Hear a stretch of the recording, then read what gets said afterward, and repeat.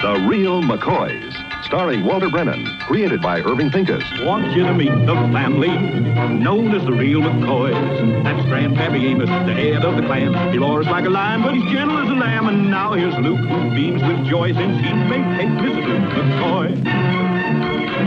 From West Virginia they came to stay in sunny California. Old Grandpappy Amos and the girls and the boys of the family known as the Real McCoys.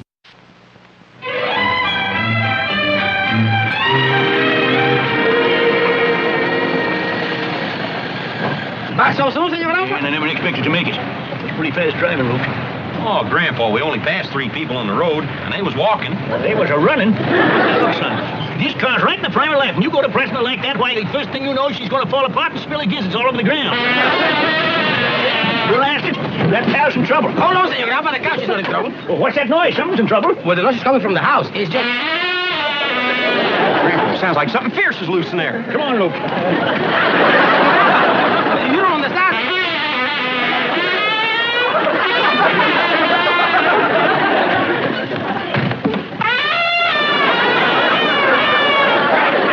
Why, it's nothing but a goddamn trumpet.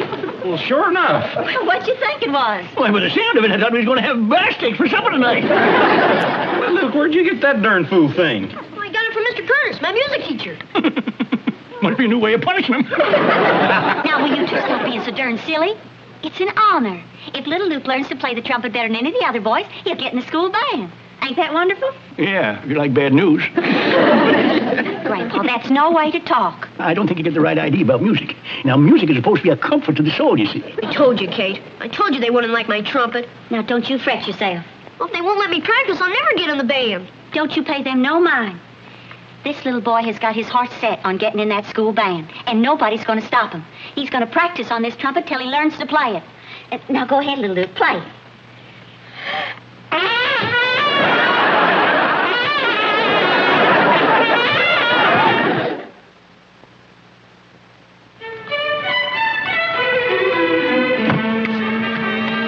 If the trumpets had blown down the walls of Jericho, the people on the inside try to bust their way out. Total leg production. Pitiful, just pitiful. Well, the chickens are trying, but every time they get ready... Bop, bop, bop, bop. That boy's just blowing us right out of the egg business. How's the milking today? Another dry room. I tell you, this is a crisis, Luke. Cow ain't a-giving, the hens ain't a-laying. If we don't stop that goddamn trumpet playing, we might as well get in the car and drive off to the poorhouse. Yeah, well, ain't no use steaming yourself up, Grandpa. Kate ain't gonna let us stop little Luke nohow. What do you mean Kate ain't gonna leave us stop little Luke nohow? We're McCoy men, ain't we? Yeah? Well, there ain't never been a McCoy man that was bested by a female. And I ain't even let history change itself now. You coming with me, Luke? Well, yeah, Grandpa, I'm with you, but Kate ain't...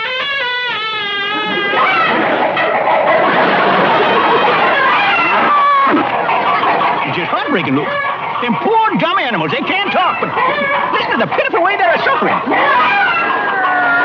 Grandpa, I may be sleeping in the barn tonight, but I'm with you. Hi, Grandpa. We don't want to hear no more insulting remarks out of you. That's what it is. It's got to stop. Grandpa, if you take that trumpet away from him, you'll do that little boy a real big hurt. A pain that'll last him the rest of his life. Oh, I don't believe that. All right, Grandpa. But remember, if you take that trumpet away, you'll break his heart. Look, I'm his grandpa, ain't I? He's my own flesh and blood. Now, if his heart breaks, mine breaks along with it. You better rest yourself a spell now, little Luke. Let a little red rain out of your face. Okay, Grandpa. Now, listen, son. I never lied to you, have I? No, Grandpa. Well, outside of that time... I ain't talking about that. I'm going to ask you a question. I want you to answer me true. I will, Grandpa. Now, wouldn't you rather be out playing games with the kids than in here blowing yourself inside out? Guess I would. Well, why in tarnation don't you do it? Because the kids won't let me play their games. Well, I'm not good enough. Ain't good enough. Well, how about horseshoes? Can't nobody beat you that. I learned you that myself. The kids around here don't play horseshoes. Well, how about chickies? You got more trick moves than a hoochie-coochie dancer. Here, the things you taught me are old folks' games. Old folks' games? Yeah, the kids around here play baseball and football. Well, you ought to be able to play baseball. I seen you flinging rocks at tin cans. You got a good arm. Well, that ain't all of baseball. You gotta know how to catch it. And hit at it, too. Well, what about football? When they need an extra boy to fill out the team, they pick a girl instead. Well, how about the box fighting? I learned in the McCoy mule punch. Nobody can beat you that now, ain't it? I know how to fight, Grandpa, but I don't know how to play. Well, now, I reckon me and Big Luke's been so done busy trying to scrape a living out of the soil we ain't had time to learn in them society games. Well, that's why I'm trying to learn the trumpet. At least I'm starting out even with the other kids. We failed you, boy, but it ain't too late to make it up to you. Leave that right there and you come with me. Play ball!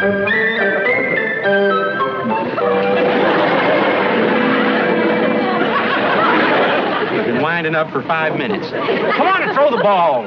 I seen a game in West Wheeling once, and I'm doing the same darn thing that pitcher done. Tape off of this one.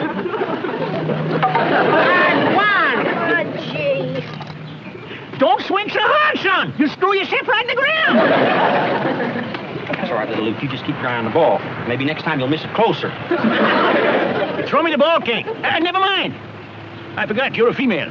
You better roll it. I'll throw it to you, Grandpa.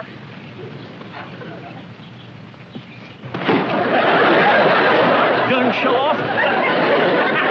Sure, babe. You sure had a mess of muscles in that puny little arm of yours.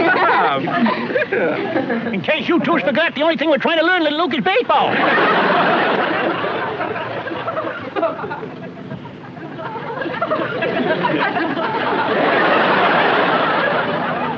Now, wait till tire this one. That's 1.5. That's 1.5. Well, he's only a beginner. I want to give him a chance. I better go back to the trumpet. I'll never learn to hit the ball. Oh, sure you will, little Luke. I'll show you. Pitch me one, Grandpa. Well, you asked for it now.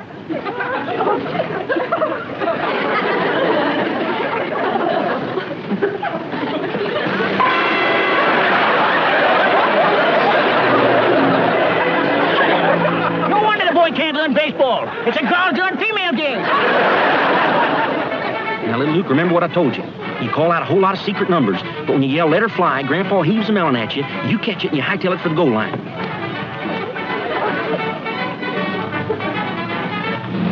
Okay, 1, 2, 3, 7, 5. Let her fly.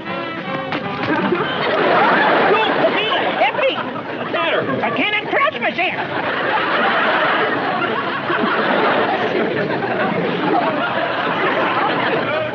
I'll never learn to do nothing. Don't fret, little Luke. At least we can eat the ball.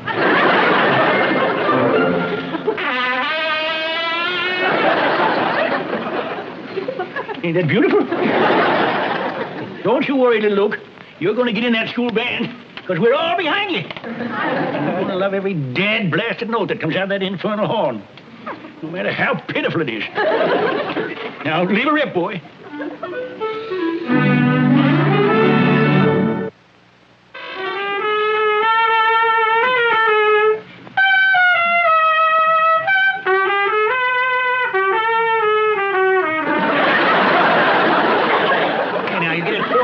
Like that, and you'll get in that band. Now, go on, take a whack at it.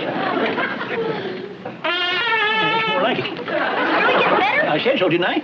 I heard you give the McCoy word and getting better. Well, it appears to me a boy ought to trust his grandpa without invoking the McCoy word of honor. I guess I'm not really getting better. It won't get no worse now, could it?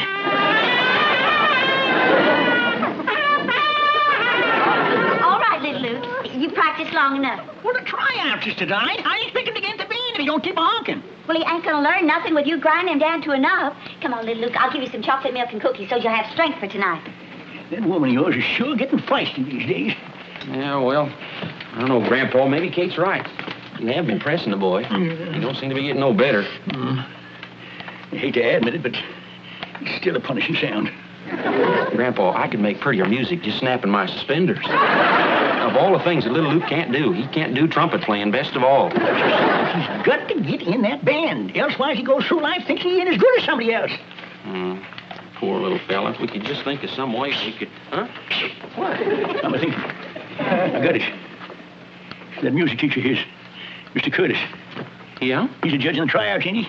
Well, yeah. Well, now, appears to me and him's got to have a heart-to-heart talk. Well, talk about what, Grandpa? Grandpa, if I'm going to get in that school band tonight, don't you think I better practice some more? You don't have to practice no more, Todd. You're going to be choosed anyways. I am? To McCoy Wood. Oh, boy! Hey, Grandpa, what are you going to talk to that music teacher about? Well, you just never mind, but when I get through with him, he's going to be eating out of my hand.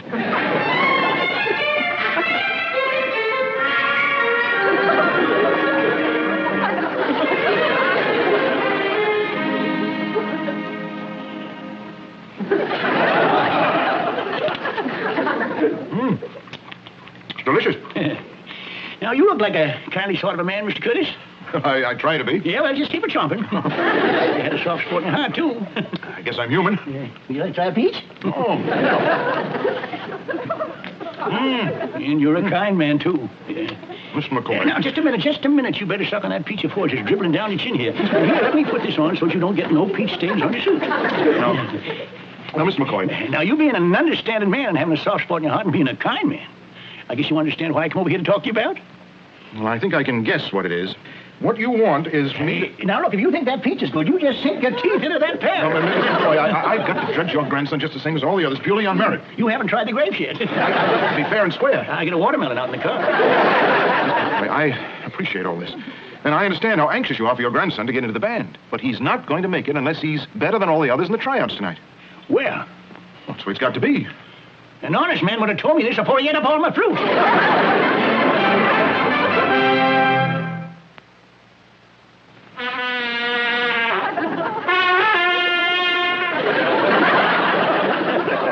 Beautiful boy, keep going. Grandpa, you said I didn't have to practice no more. Look, practice makes perfect, little Luke, and it's our only hope.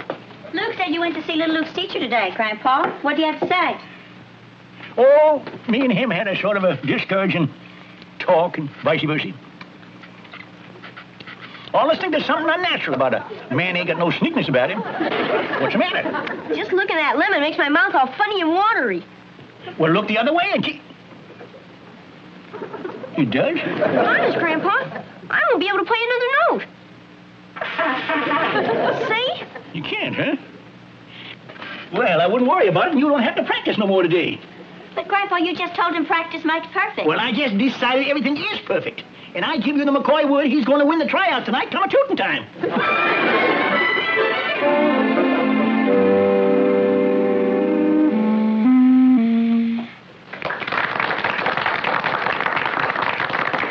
Very nice, Patty. Very nice. Now we'll have the tryouts for the trumpet section. The boys showing the most aptitude will be selected for the band. The others, of course, will turn in their trumpets so that someone else can have a turn at trying this rather difficult instrument. Our first aspirant is Luke McCoy. We ain't got nothing to worry about now.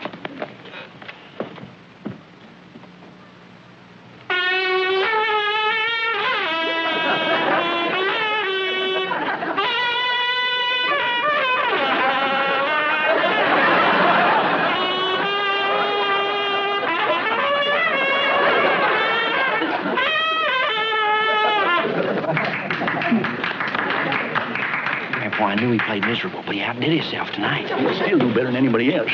You was elegant. As I said, it's a rather difficult instrument. Next is Thomas Flusty.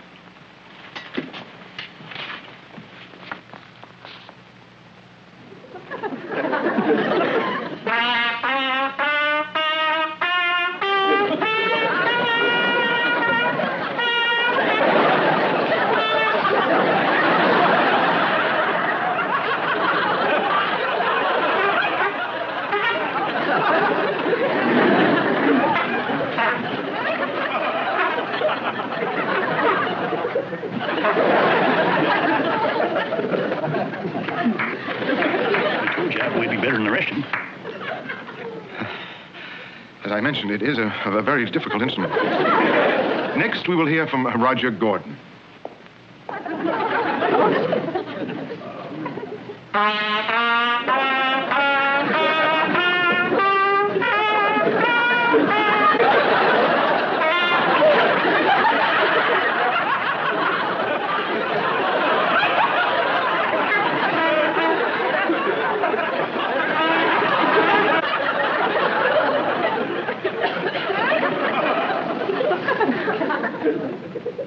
And now, Miss Charnes, Mr. Dubbin, and I will make our decisions in the next room and announce them to you in a few moments. In the meantime, if you want to step outside and get a little fresh air, stretch yourselves, go ahead. Well, I give you the McCoy word. You'd be better than anybody else. More than one way to skin a cat. But, Grandpa, that wasn't fair. Well, now, that's gratitude for you. Grandpa, how could you have done that to them poor little boys, ruining their chances? Well, I did it to get even for little Luke. They won't leave him play in their teams. I won't let them play in his band. Grandpa, I'm ashamed of you. What for? I'm ashamed of you because you ain't got the decency to be ashamed of yourself. Well, it's you two that's been a spouting off about how important it is to find a place for yourself, to belong. Yes, but to do it honestly. Grandpa, don't you realize what you've done? Sure, I see what I done. I proved to him he wasn't in theory. No, you didn't. You did just the exact opposite. You taught him the only way he can be on even terms with anybody's by cheating. And that's a fine lesson to teach a little boy. He won't have any confidence in himself for the rest of his life. And he'll owe it all to his loving grandpa. Papini? Senor Grandpa, if you could read my mind, you would fire me.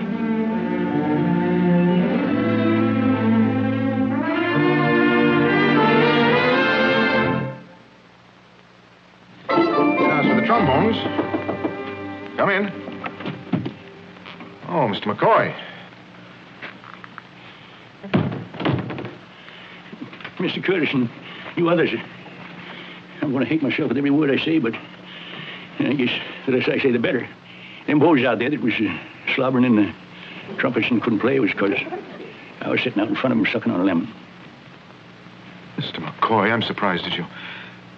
Well, after this afternoon, I'm not really. Well, I know I done wrong. I know what I was doing wrong when I was doing it, but sometimes you want to do something for someone else so bad that you just keep right on. Though you're ashamed of yourself, you just keep right on doing it just the same. I guess you know this means that your grandson can't be picked for the trumpet section. Well, he had no part in it at all. He's a mighty fine boy, in spite of having a grandpa like me. Mr. McCoy, your grandson is a mighty fine boy, and he has a fine grandpa. You ailing, Mr. Curtis? Mr. McCoy, a child's character is molded by the teachings of his elders, and whether you know it or not, you've taught that boy something. A very important something. Knowing the difference between right and wrong and having the courage to do what's right.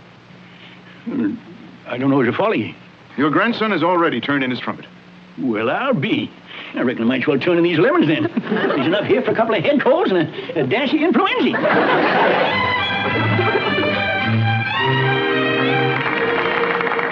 And the two boys selected for the trumpet section are Roger Gordon and Thomas Flusty. Poor little Luke. He's probably outside crying his eyes out. You ain't going to believe this, but I ain't never going to try to fix nothing again. And now I'm very happy to announce a special award for a most coveted position in our band. The bass drum will be played by Luke McCoy. Grandpa! I gave you the McCoy word. I'd fix it tonight. You sure did, Grandpa. It's a mighty cruel punishment for just giving the McCoy word in vain.